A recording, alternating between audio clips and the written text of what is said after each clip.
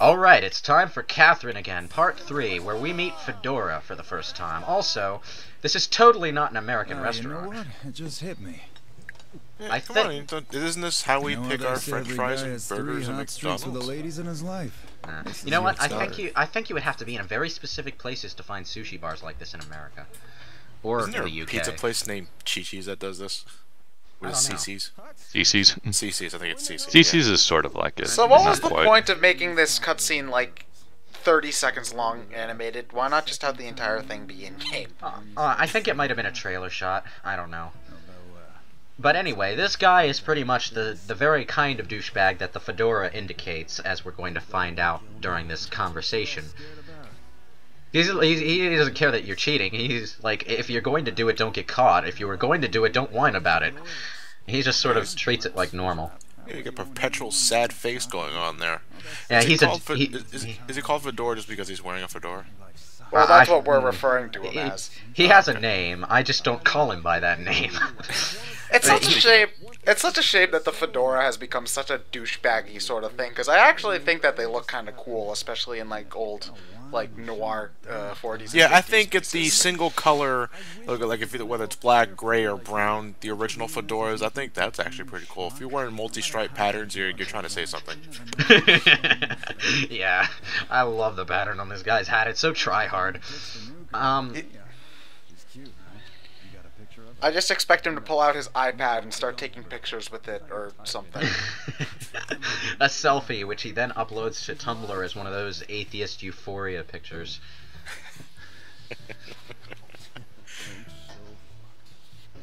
But anyway, this guy is a divorcee, not because he was a douchebag to his wife exactly, but because she divorced him when his business failed.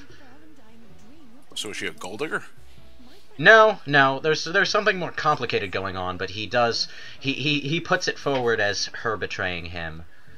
Well, nothing can ever be your fault, Lewis. His subplot doesn't actually resolve unless you get the true lovers ending, though. He does get back to his wife in that ending. I'm not getting that ending, so we're never going to see that happen. Spoiler alert. So basically, you just doomed this guy to live alone and unloved for the rest of his life. Good job, Lewis. Actually, you never find out what happened to him outside of that ending. Well, I'm going to assume that he got ran over by a bus. Yeah, the true lovers ending. The true lovers ending has a wedding scene at the end of the ending where you find out what happened to all the other extra characters. The other endings resolve other things.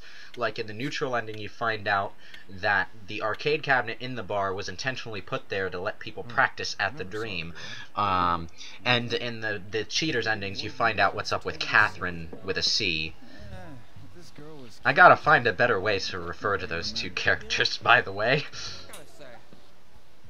Yeah, okay. So what's with this like one kid who's like 12 at this bar, and everyone else is in their 30s? He has feminine eyelashes. Right, my call dropped. Cut this out during the editing, dude.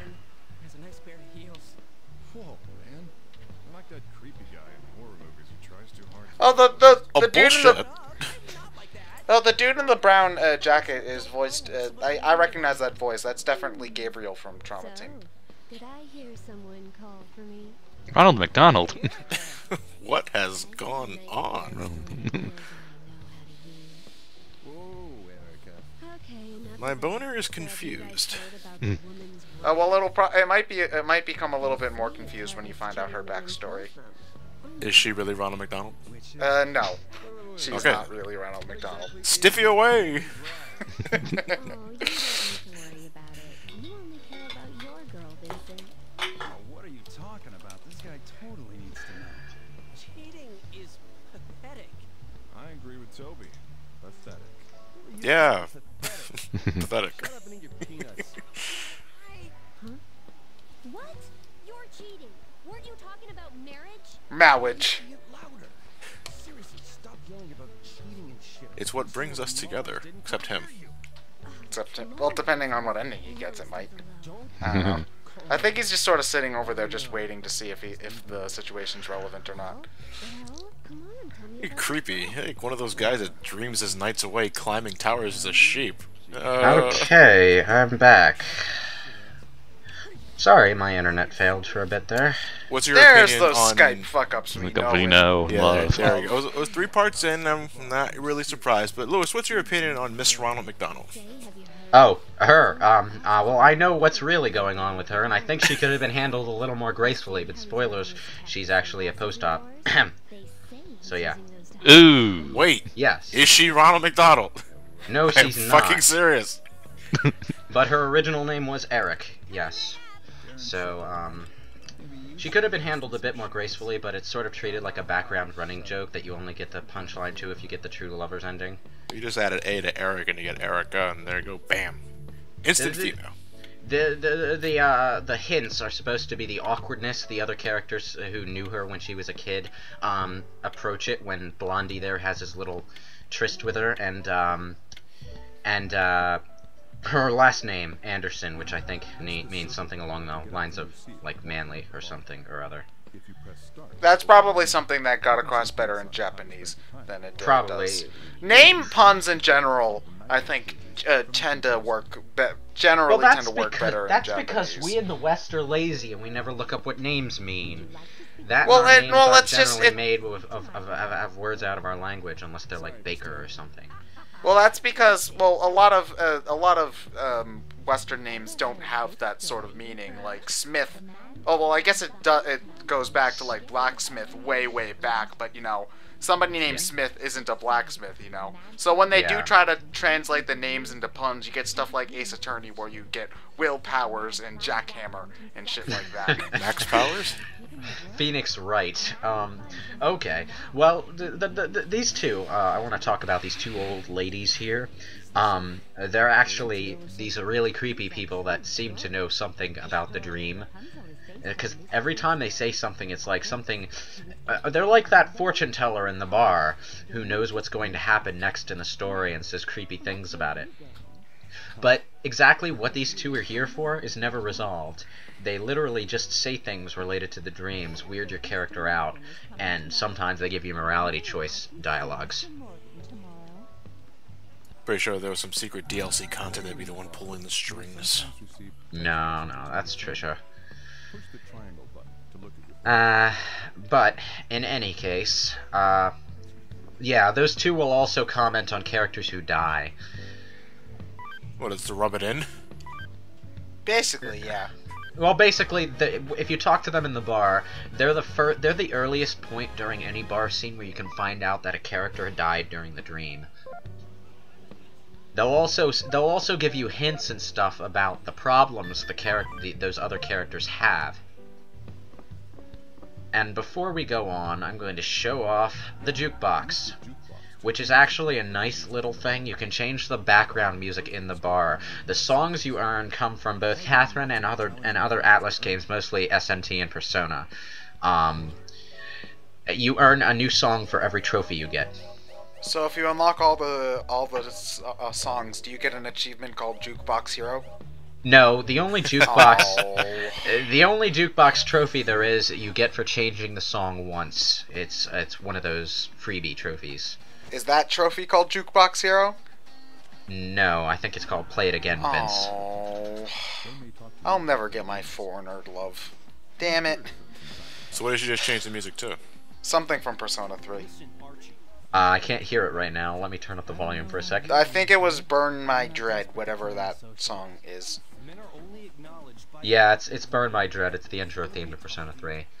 On that note, playing vocal themes during a bar scene is really annoying, and I can't really track the vocals from the spoken text. So, I'd like to mention just a general thing in gaming, people. Companies, stop putting vocal tracks over spoken cutscenes. It doesn't work. Well, that or just turn the volume down a bit on them. You don't want it overlapping. Yeah, it's like, a lot of stuff, that stuff will happen, and they'll do that, and I can't hear the dialogue over the vocals, I can't hear the vocals over the dialogue, it's just why? Why would you do that? The only time it ever works is when there's English dialogue over a Japanese song in an anime dub, because then I can understand the English words, and I'm just going to ignore the Japanese words because I wouldn't have understood those anyway. Yep. Anyway, So the gold trophies are the highest you can get, right? yes, gold is the highest.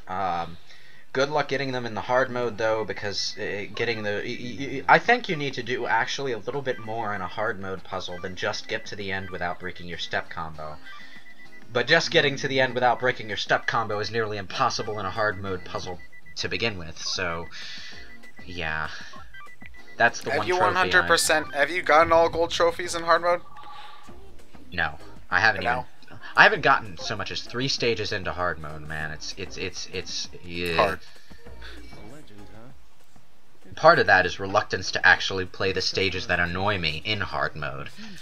No, that's the problem with a lot of games now. Yeah. Well, the stages that annoy me are stage 7, where you have to escort Katherine around with her horrible AI and pathfinding, while a boss is chasing you and trying to kill you by throwing attacks at you and lightning bolts, and if she dies, so do you. And then there's the final bosses, which have these random attack patterns that can blindside you. And Jesus Christ, this world we got it tough in the video game world. You know, every 100 years you got men dying, no explanation. Dracula rises from the grave. And... There's a man who is cursed, but Well, every 1,000 years you got to deal with that 1,000-year door bullshit. You know. then gotta when go the through the- planets align and shit. if all the video games that use these kind of plots took place in the same universe, what you'd either have is A, a million planet-threatening situations going on all at one time, or B, every day of the week there's a different thing going on, just threatening to destroy the planet. And it would just Yeah. be old hat, and no one would care anymore. It Yeah, was 'cause monster mash. Because if there's 100 different once a year, if there's 100 different things that happen once every 100 years, and they're all 1 year apart, then every year you're dealing with the new end of the world situation. Yeah. It keep the plucky adventurer market going pretty well at the very least. Although in that case, you know, the chances of my house being raided by RPG heroes taking all of my stuff, and then I don't want to have to say the same sentence over and over again for the rest of my life, man. Oh, This is well, the now- part where I change the music again, because I can't stand the vocals. Well, that was a bad idea. But I probably shouldn't have, because I'm just going to start playing the arcade cabinet anyway. What's with that arm movement that he was doing right before he was playing Arsenio Hall, the video game? Let me at him. Let me at him. That was basically he was going, alright, here we go, I'm gonna own this game. No, I'm gonna go out after I leave the bar and I'm gonna buy the console version, so I'm literally going to own this game. Do they have an arcade cabinet? I think they should make. Arcade, Well, not a whole. arcades Like- in Japan are a big thing. Well, I mean, they still. should make an arcade cabinet of this Rapunzel game.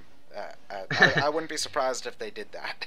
I at wouldn't be some point. surprised if they did it in Japan and we just haven't heard about it, but yeah. Some fan might have taken an arcade cabinet and painted the designs on it for all we know. But anyway, yeah, what this basically is I think 64 stages that are basically mini dream stages. They're short, sweet, to the point, and some of them get balls hard. During your first new game at Katherine, you get 3 credits per night. During all your other playthroughs, you get infinite credits, though.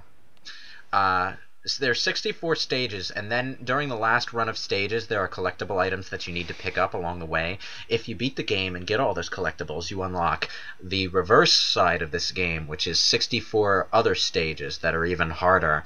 And you need to get collectibles along the way to advance through all 64 of those. So the game is designed to be ball-bustingly hard to eat away at your imaginary quarters. Yeah, somewhat. The early 10 or 15 stages are actually really easy, like this one, and I'm not going to show off all 64, gods no. But yeah, it's an arcade game inside an already they very fucking- arcadey game. Hump, hump, hump, hump, hump, hump, hump, hump, hump, hump. They, you know what? Okay, stage 2. I think that's what's meant to be implied. Then again, what do you suppose the prince did with her every time he climbed the tower in the actual story? Well, I don't know. It's just like I'm used to like getting a peck on the cheek for this sort of princess raising stuff, you know. Kind of kinky all sex those, game is this? all those children's fairy tales that you know about have really fucking disturbing things in their original versions. So yeah. Do you need to get the ribbon or no? Well, there's a points thing going on, and you can try to get the high score on the arcade machine, but the only thing I think it affects is that later on in the game, there's a conversation that happens at the table with your friends, where they talk about who has the highest score in the on the machine. And every so often, over the course of the story, the high score board does change, where where your friends at the bar have gotten better scores than they used to have. So this is the only arcade game they have. No Galaga. It's the only arcade game in this bar, and there's a reason it's here, but yeah. There's a reason for the arcade machine. No Miss Pac-Man? Well, you see... Donkey Kong? No, because, you know, in Japan, which is where this game actually takes place, in Japan they still have active arcades with new arcade machines, and new arcade games, gasp, shock, horror. Whereas here, the console's pretty much everything. Like, you'd have to go to a boardwalk or something to find an arcade. Kind of annoying, really. Well, University City down in Philadelphia, we have something called, well, I forgot the name of it actually, but it's a pretty standard arcade, and still has a lot of games in there. And from what I hear, it still performs really well. We also have something called the Barcade. Yeah.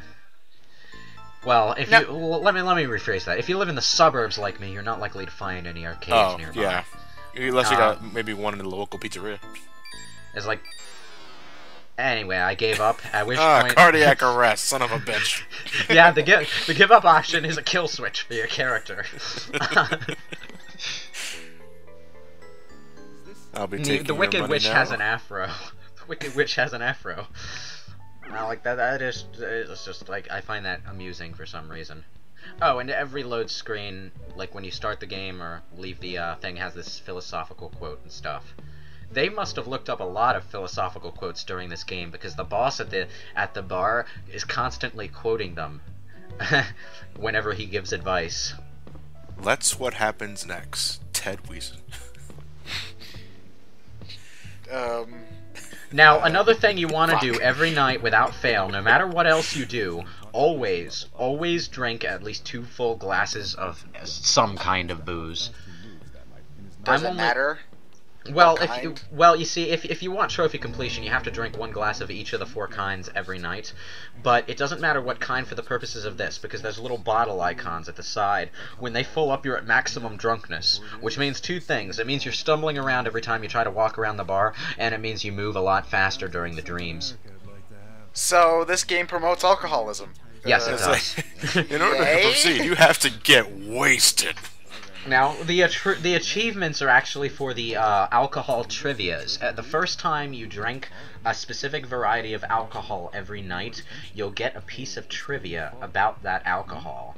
I am going to get 2 of those trivias every night because I drink 2 different kinds, and I stick with that one kind, with those 2 kinds for the entire game.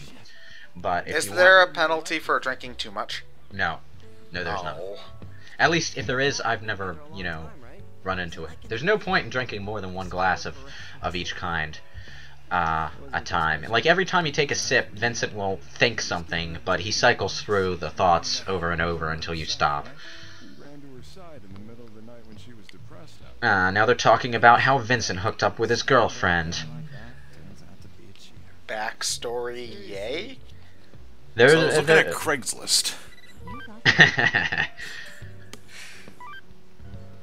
Blah blah blah, tutorial message. And now we need to... Oh, that sounds awkward. Who puts the word in a text message? Are you trying to guilt trip me, woman? And you know what, that's a thing. If you pay attention, Katherine K doesn't actually seem that bad at a skin deep level, but if you pay attention to what she's doing, she's very passive aggressive. She's like manipulative, man. Like, I'd feel really uncomfortable if I were dating this girl. True lover. You know what though? Not. Like you comment on the who types out or stuff like that, but I actually do get like that every once in a while to text. Like if you the way you phrase something, or the way you punctuate your sentences, I think it does a good job conveying emotion, so people can get the idea of how you're trying to say it. Yeah, I do that, but that's because I spend half my day in a chat room. Yeah, you know, it's just like in a text message on a phone where you have to, especially with these flip phones where you're actually using a keypad. Jesus Christ. You put the word in there. It's like an extra 3 keystrokes. With a punctuation key, even. The punctuation key is the devil. So it's like, if you're going out of your way to do that, you're putting a lot of effort into your text messages. I forgot what I was doing. Alcohol will fix that. And this is where the narrator breaks the fourth wall to teach you about rum and cola. It's actually pretty interesting stuff if you look at all the trivia. It's another little flavor thing to do on your first playthrough. But during your second playthrough and everything else, you're basically just going to be drinking, skipping all the dialogue, drinking, skipping all the dialogue. It gets kind of tedious. This game's teaching me all about this drink. It really does want me to drink.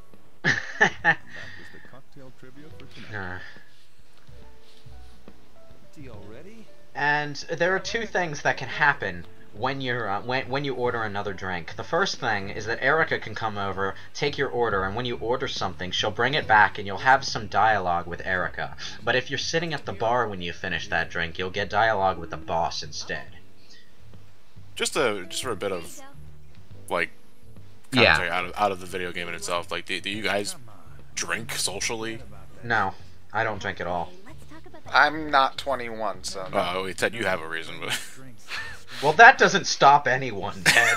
no, admittedly, you're I right. like to make smart life decisions, so. Well, so do I. That's why I don't drink. I just gorge myself on soda. Yeah. I mix every once in a while, but only for like holiday parties and maybe New Year's. Yeah, well, I think alcohol tastes like piss. Not that I would know what piss tastes Are like. you sure it It's wasn't an actually piss? expression. It's like, you know, I had a drop of beer that my dad gave me when I was a lot younger, and it turned me off to the taste, which was the intention. Well, no, your I'm taste sure. buds are probably very young at that point. I used to think that too, because actually the very first sip of beer I ever had was when I was 7 years old. It was from my grandma. Well, you know, out of curiosity, I had a sip of, like, a little tiny sip of wine, like, last month or a month or 2 ago. I took a sip. Nope, still tasted really bad. And I woke up. Well, I'm just not a fan of grape shit in general, so I don't think I'd like wine. I couldn't taste any grape in that stuff. No, usually when it comes to like fruit wines or anything like that, it's a name most of the time.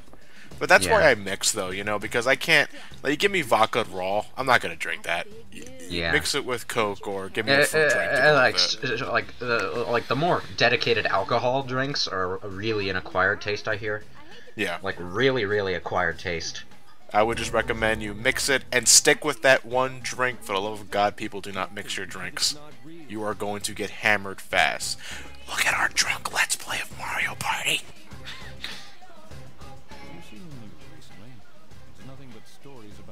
Now, the boss. What can I say about the boss? He's wearing his sunglasses. Yeah, at I was like, he's wearing night, sunglasses so inside the he dark building. So he can. As like, I will say this, it's probably just because there are so few characters when you think about it, but every character in this game that shows up in the bar, at least, well, even the anonymous sheep as well, but every character has a really good personality to them, so at least, well, everything for the first time through, but at least for the first time through, it's actually, if you're into that sort of thing, it's nice to go out of your way and just talk to everyone. And I appreciate that, because a lot of games that are supposed to bank on having, like, dialogue systems and all of that, like RPGs and whatnot, have really boring dialogue for their townspeople. It's like, why are you even bothering? Welcome to Corneria. I hear that the town next door is cursed. Welcome to the shop. Yeah, well, that was a space limitation. I'm talking more like in... Well, no, there are still modern RPGs where people will only say like the I same know. two things. Over I know, over. and you know what? That's really lame. Like when it comes to townspeople dialogue, I would point to a game like Chrono Cross for a good example, because every single townsperson in that game has something interesting to say. The townspeople are more interesting than your party members.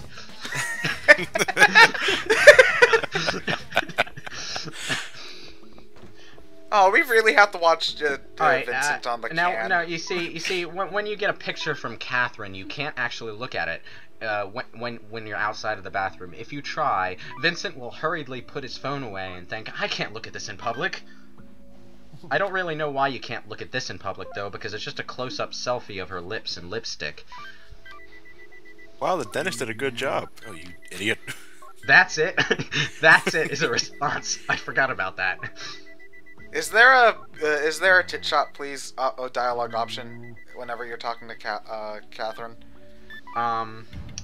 I'm not sure. The response I gave before I got this picture was "Pics now, please," and hilarious chat speak. But some of the pictures she sends you are pretty racy.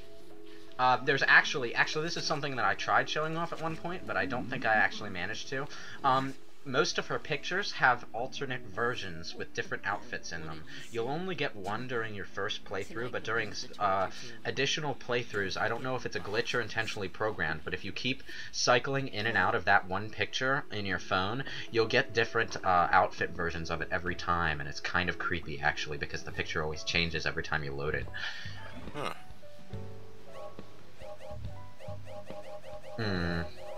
I think the most obvious version of that is her cosplay picture later on.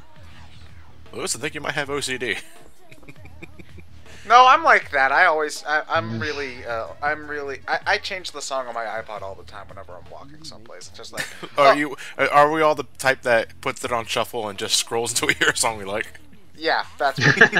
And I pick out my songs manually. So, I don't think I've ever used the shuffle option.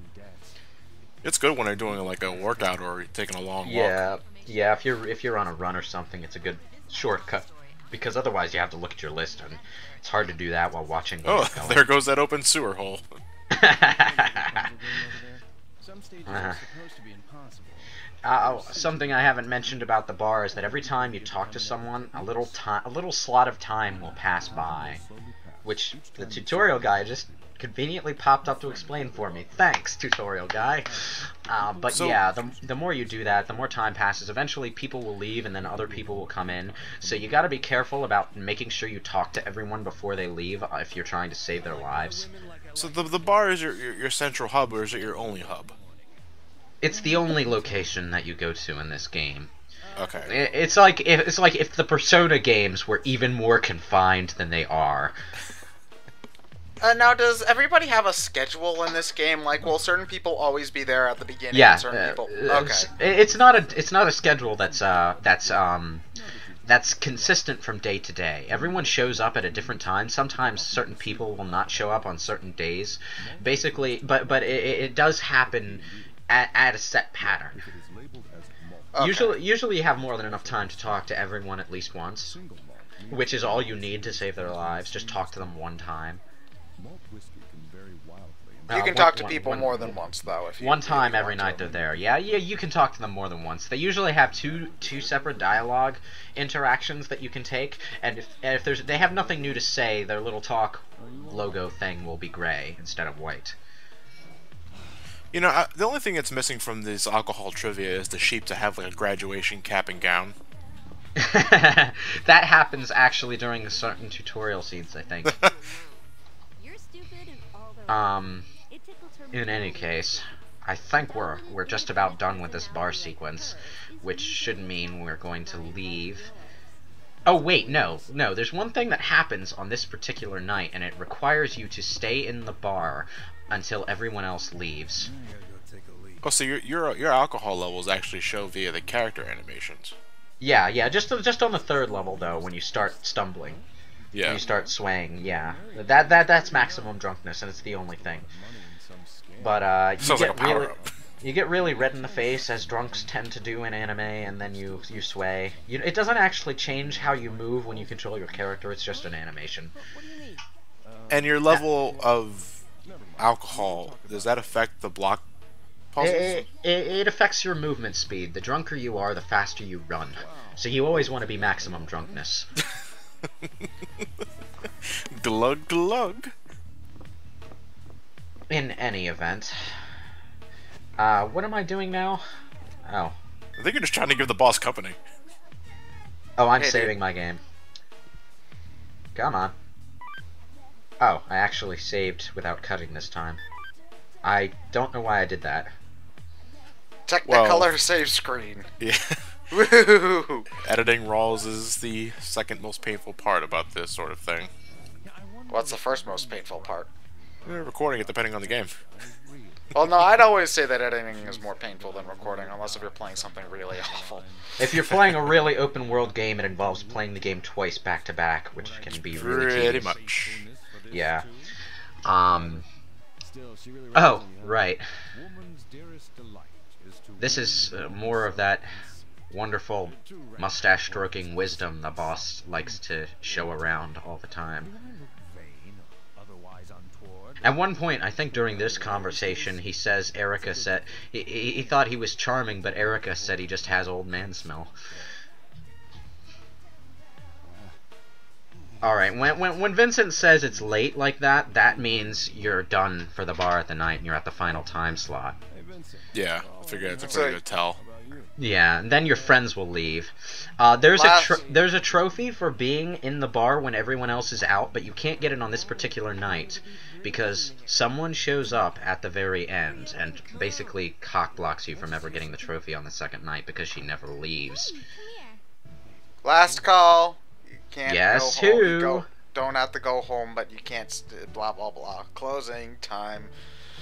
Something. And this is why I didn't leave early. I leave a bit early on most bar nights, but this one I wanted to show off because C shows up. Why are you here? So if I come here at this time of night, And now So she knows this is- where to find you. So is she always there every night this late? No, no, she shows up like maybe on one other night, I think. But basically, whenever you talk to her when she shows up in the bar, it prompts Vincent to get up and make up an excuse that he has to leave. Ow. So what's the usual excuse? I have something to do. It's very transparent. So there's really no reason to talk to her at all. Nope. All right then.